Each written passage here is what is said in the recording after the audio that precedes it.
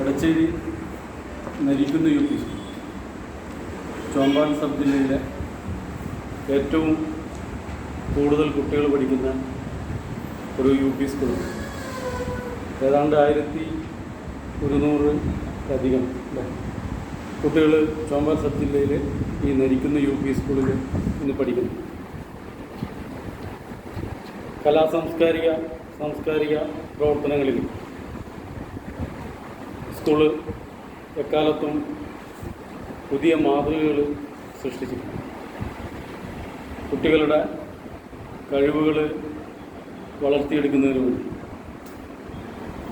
കലയിലും സാഹിത്യത്തിലും അതുപോലെ തന്നെ മറ്റ് പഠനത്തിന് പുറമെ പഠനേതര പ്രവർത്തനങ്ങളിൽ കുട്ടികൾക്ക് വളർന്നു വരുന്നതിന് വേണ്ടിയിട്ടുള്ള നിരവധി അവസരങ്ങൾ സ്കൂള് നേരത്തെയും ചെയ്തിട്ടുണ്ട്. അതിൻ്റെ ഭാഗമായിട്ടാണ് ഈ വർഷം ഒരു നാടക ക്യാമ്പ്, തിരഞ്ഞെടുക്കപ്പെട്ട 30 കുട്ടികൾക്ക് വേണ്ടി ഒരു നാടക ക്യാമ്പ് സംഘടിപ്പിക്കുക.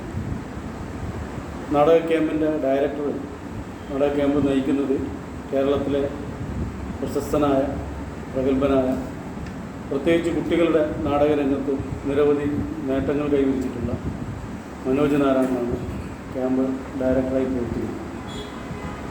അതുപോലെ തന്നെ പ്രശസ്ത കവിയും പ്രഭാഷകനുമായ ഗോപിനാരായണൻ ക്യാമ്പ് ഉദ്ഘാടനം ചെയ്യും. രാവിലെ 8 മണിക്ക് രജിസ്ട്രേഷനും തുടർന്ന് ഉദ്ഘാടനവും.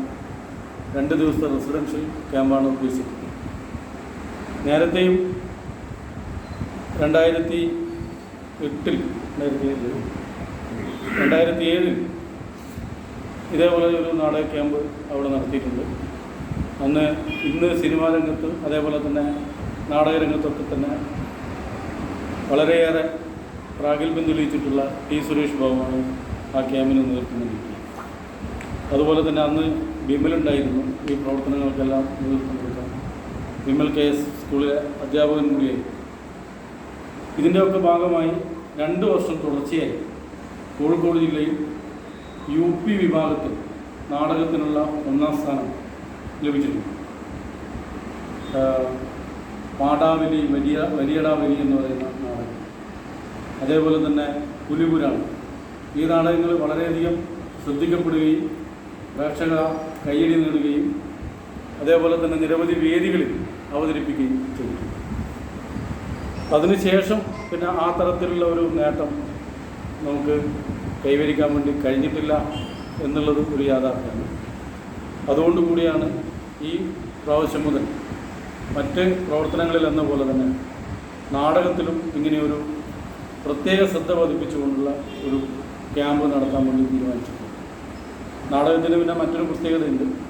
കുട്ടികളുടെ വിദ്യാഭ്യാസവുമായി ബന്ധപ്പെട്ടുകൊണ്ട് അവരുടെ ഓർമ്മശക്തിയും അതേപോലെ തന്നെ കാര്യങ്ങൾ ഗ്രഹിക്കുന്നതിന് വേണ്ടി ഈ നാടകവും അതേപോലെ തന്നെ നാടകവുമായി ബന്ധപ്പെട്ടുള്ള എക്സസൈസുകളും പിന്നെ അതിൻ്റെ അവതരണ രീതിയും ഒക്കെ തന്നെ